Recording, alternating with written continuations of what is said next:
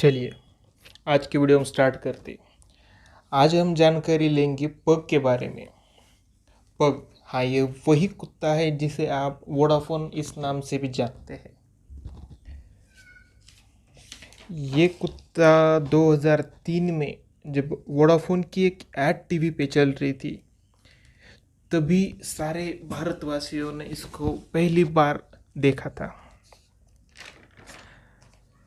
और इसका ओरिजिन अगर लगाया जाए तो ये प्राचीन चीन से शुरू होता है। एक नस्ल के रूप में पग की उत्पत्ति प्राचीन चीन से शुरू होती है। हालांकि यह निश्चित रूप से आज के कुत्तों के समान नहीं दिखती थी। छोटे मुंह वाले कुत्ते के रूप में जाने जाने वाले कुत्ते का वर्णन लगभग 6000 ईसा पूर्व के लेखों में किया गया है।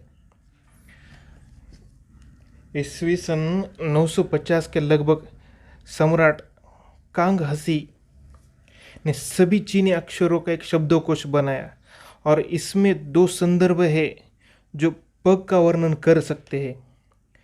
एक छोटे पैरों वाले कुत्ते और दूसरा छोटे सिर वाला कुत्ता।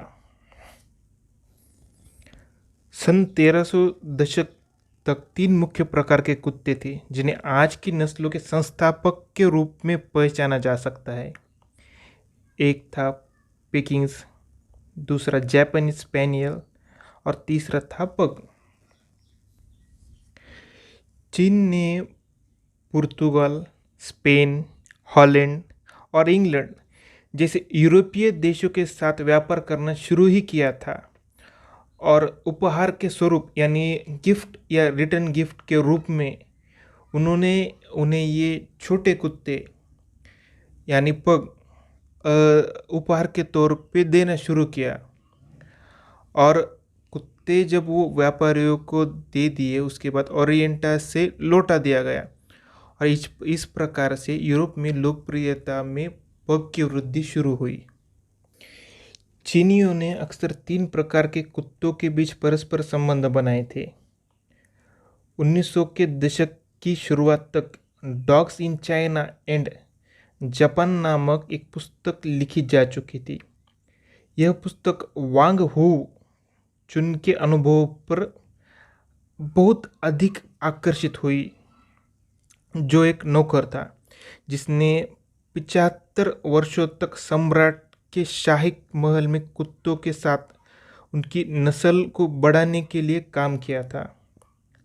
उन्होंने पग का वर्णन करने के लिए सेंज शब्द का इस्तेमाल किया, यह देखते हुए कि पग और पेकिंग्स के बीच अंतर यह था कि पग में हमेशा एक छोटा कोट होता था और बहुत कोमल त्वचा होती थी।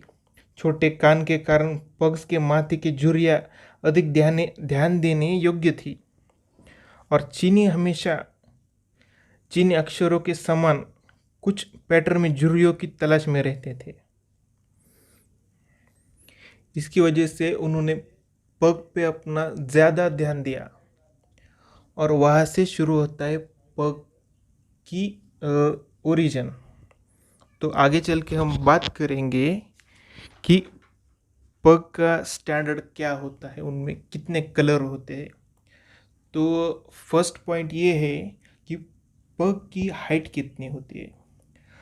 पग की मेल फीमेल की हाइट 13 इंचेस टू 15 इंचेस यानी 13 इंच टू 15 इंच इतनी ही होती है स्टैंडर्ड। उसमें पग में कलर कौन कौन से आते हैं। पग में फॉन कलर भी आता है, सिल्वर फॉन कलर भी आता है, और एक पूरा जेड ब्लैक कलर भी आता है पग में। पग में उनका वेट ज़्यादा नहीं होता।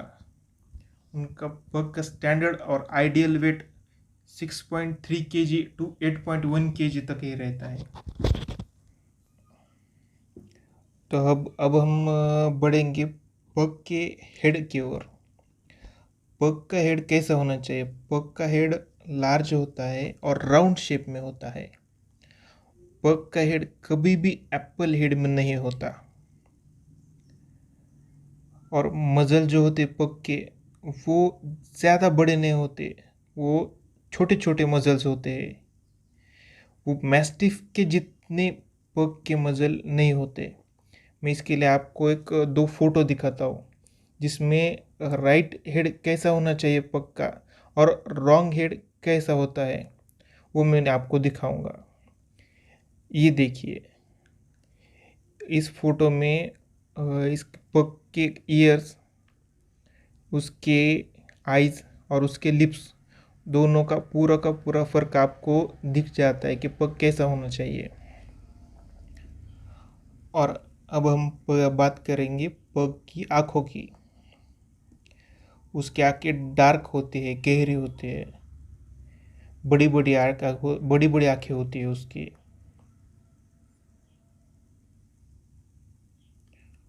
अब बात करेंगे पग के कानों के बारे में।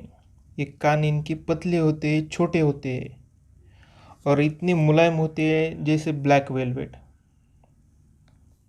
और पग की पूंछ भी अगर बात करेंगे तो वो भी छोटी सी होती है, राउंड होती है पीछे की तरफ से। पग की टेल कभी भी स्ट्रेट नहीं होती। अभी मैं आपको एक पग का स्केलेटन भी दिखाऊंगा, उसके मुझे किस बॉडी के पार्ट को क्या कहते हैं और पग की कुछ